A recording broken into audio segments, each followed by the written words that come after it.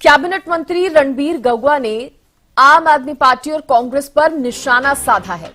आम आदमी पार्टी ने जो वादे किए वो पूरे नहीं किए, कैबिनेट मंत्री रणबीर गंगवा ने कहा।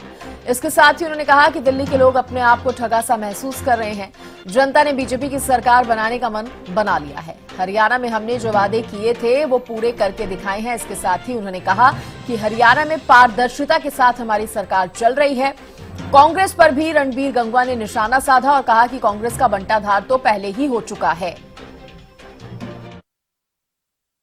दिल्ली विधानसभा चुनाव को लेकर सभी पार्टियां तैयारियों में जुटी हुई है। भारतीय जनता पार्टी की बात करते हैं तो लगातार जिस तरीके से नामांकन खत्म हो चुका है, कैंपेनिंग में जुटी है। इस बीच हमारे साथ बातचीत करने के लिए रणबीर गंगवा जी मौजूद है। हरियाणा सरकार में कैबिनेट मंत्री हैं।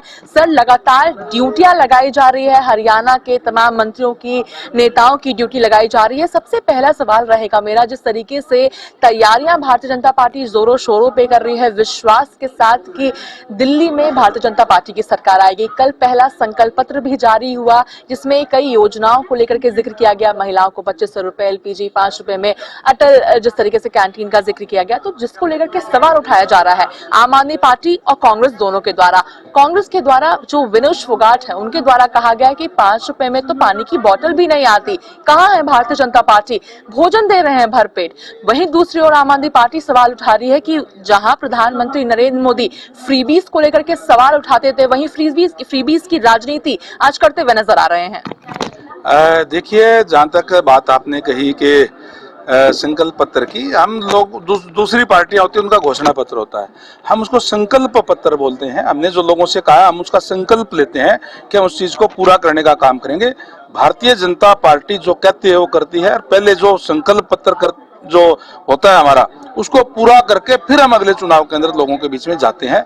और यही कारण है कि लगातार आप देख सकते हैं कि हरियाणा प्रदेश के अंदर भी लगातार तीसरी बार सरकार बनी है और पहले से ज्यादा बहुमत से बनी है। आज जहां तक दिल्ली की बात है, दिल्ली के अंदर आम आदमी पार्टी की सरकार लगातार है। उन्होंने जो वायदे किए वो पूरे नहीं किए।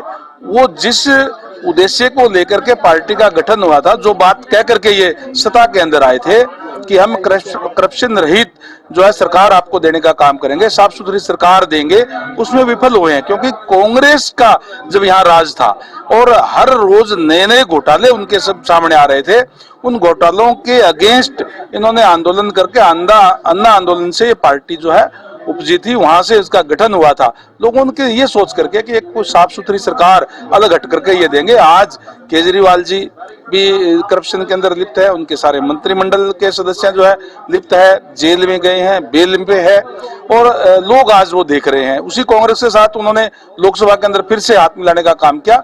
मैं समझता हूं कि दिल्ली के लोग आज अपने आप को ठगा सा महसूस कर रहे हैं और उन्होंने मन बना लिया है कि हम दिल्ली के अंदर भारतीय जनता पार्टी की डबल इंजन की सरकार बनाएंगे, ताकि दिल्ली साफ सुथरी हो, सुंदर हो।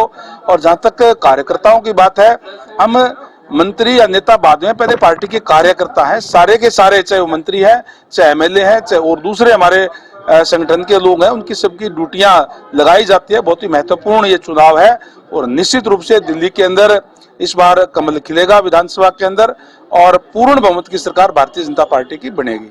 सर, गठबंधन का आपने जिक्र किया, कांग्रेस पार्टी का आपने जिक्र किया, तो अजय माकन जो कांग्रेस के वरिष्ठ नेता भी हैं, 3 बार से विधायक रहे दिल्ली से, 2 बार के सांसद भी रहे, उनके द्वारा कहा गया कि हरियाणा चुनाव को लेकर अभी भी अफसोस है, क्योंकि जिक्र करते हुए नजर आते हैं कि आम आदमी पार्टी के साथ हमारा मन था गठबंधन करने का, मगर जैसे ही अरविंद केजरीवाल जेल से बाहर आए तो गठबंधन की बात छूट गई और उन्होंने कहा सभी 90 सीटों पर चुनाव लड़ेंगे, और ऐसा ही दिल्ली विधानसभा चुनाव में हुआ है। तो कहीं ना कहीं हरियाणा विधानसभा चुनाव को लेकर अभी भी अफसोस जिक्र आ रहा है उनका, और साथ ही उनके द्वारा ये चीज कही जा रही है कि जितना ज्यादा मजबूत अरविंद केजरीवाल होते हैं, आम आदमी पार्टी होती है, उतना ही मजबूत भारतीय जनता पार्टी होती है। यानी आम आदमी पार्टी भारतीय जनता पार्टी की बी टीम है। और साथ ही कहा कि कांग्रेस को जीतने के लिए जरूरी है कि कांग्रेस मजबूत हो, तभी भारतीय जनता पार्टी को हराया जा सकता। कहीं ना कहीं कांग्रेस एक कमजोर, हम कह सकते कि समझ रही है खुद को।